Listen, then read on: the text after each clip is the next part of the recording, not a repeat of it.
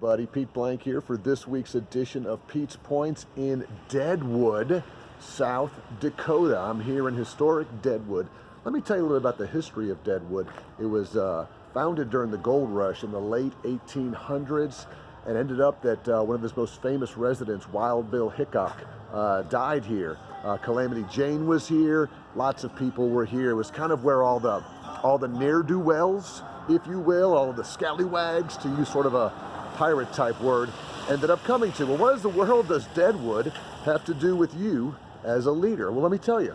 I want you to think today about the dead wood in your company, about the dead wood in your organization. It's a very, very simple process as a leader that we have to follow. We should be doing things like the 4-step discipline process, which is verbal, written, suspension, and then termination. I think sometimes as leaders we get so frustrated because we think to ourselves, well, I'm going to let this person hang on. Yes, they're dead wood. And think about dead wood as a metaphor. You can't do anything with it. You can't build anything with it. There's no value with it. So if you have an employee who is dead wood and they're just the cancer of the organization, yeah, Pete, but it's too much trouble to coach them up.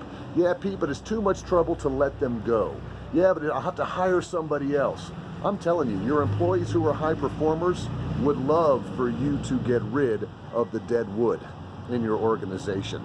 So don't worry about it. If you're doing it right, if you have the documentation and you've got everything written down, base it on performance.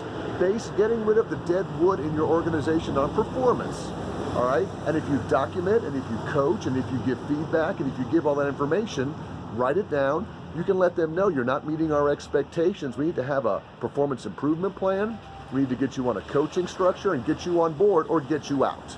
Don't let the dead wood, the scallywags, the ne'er-do-wells hang out in your organization.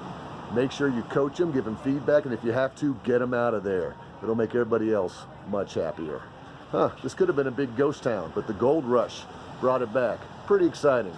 Glad to spend some time in Deadwood. Hope you don't have any dead wood in your organization. We'll see you next time on Pete's Points.